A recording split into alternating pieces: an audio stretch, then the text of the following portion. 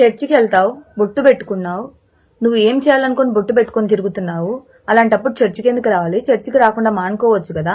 నువ్వు క్రిస్టియన్ ఎందుకు ఇట్లా భంగం చేస్తున్నావు అని కొంతమంది నన్ను అడిగారు. వాళ్లకు నేను సమాధానం ఏం చెప్తున్నానంటే, నేను క్రిస్టియనే, బట్ నేను హిందువును కూడా. నేను పుట్టింది హిందూ దేశంలో. నా హిందూ మతాన్ని నేను ఖచ్చితంగా గౌరవిస్తాను. నేను గుళ్ళకి వెళ్తాను. చిన్నప్పటి నుంచి నేను చర్చికి వెళ్తున్నా కాబట్టి యాజ్ యూజువల్ నేను చర్చికి కూడా వెళ్తాను. ఏమన్నారు? బైబిల్ చదివావా? బైబిల్లో ఏముందో నీకు తెలీదా? నువ్వు మతానికి విరుద్ధంగా చేస్తున్నావు. మరి మీరు చేసేది విరుద్ధం కాదా? నాకు హిందూ మతం అంటే ఇష్టం కాబట్టి నేను హిందూలోకి వెళ్తున్నా.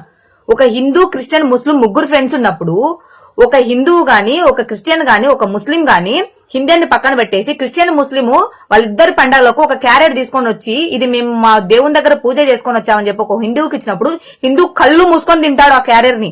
అర్థమైందా? అది హిందూ గొప్పతనం. అదే ఒక హిందువు ఉగాదికో, దసరాకో, శ్రీరామనవమికో ఒక క్యారెట్ తీసుకుపోయి మా దేవుని దగ్గర మేము పూజ చేసి తెచ్చాము ప్రసాదం అని చెప్పి ఒక హిందువు ఒక క్రిస్టియన్ కి, ముస్లిం కి తీసుకుపోయి ఇస్తే మీరు తింటారా? తినరు కదా. అక్కడే తెలిసిపోయింది హిందూ గొప్పతనం ఏంటో. నాకు అక్కడ తెలిసిపోయింది. అందుకే నేను గర్వంగా చెప్పుకుంటా నేను హిందువునని. నేను హిందువునే, బట్ నేను చర్చికి వెళ్తాను. అది నా ఇష్టం. మత ప్రచారాలు ఎవరు చేయట్లేదు, మీరు చేసుకుంటున్నారు. మా దేవుడు ఒక్కడే దేవుడు, మిగతా వాళ్ళందరూ సాతాన్లు, మిగతా వాళ్ళందరూ విగ్రహారాధకులని మీరు చెప్పుకుంటున్నారు. అర్థమైందా? ఏ హిందువు మా హిందూ మతంలోకి రమ్మని ఎక్కడ ప్రచారాలు చెయ్యట్లేదు.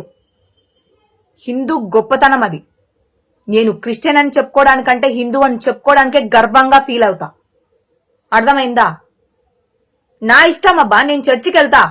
నేను చర్చిలో పాస్టర్ల దగ్గరికి, పాస్టర్లతో దండాలు వంగి దండాలు పెట్టడానికి, పాస్టర్ల దగ్గర వాళ్ళ దగ్గర మంచి పేరు కొట్టేయడానికి నేను చర్చికి వెళ్ళట్లేదు. దేవుని ఆశీర్వాదం కోసం నేను వెళ్తా చర్చికి, అంతే. అర్థమైందా? మీరెవరో పెద్ద మనుషులని మీ దగ్గరకు రావట్లేదు. చర్చి కంటే దేవుని దగ్గరికి వెళ్తా. అది నా ఇష్టం. మీరెవరు నాకు చెప్పడానికి?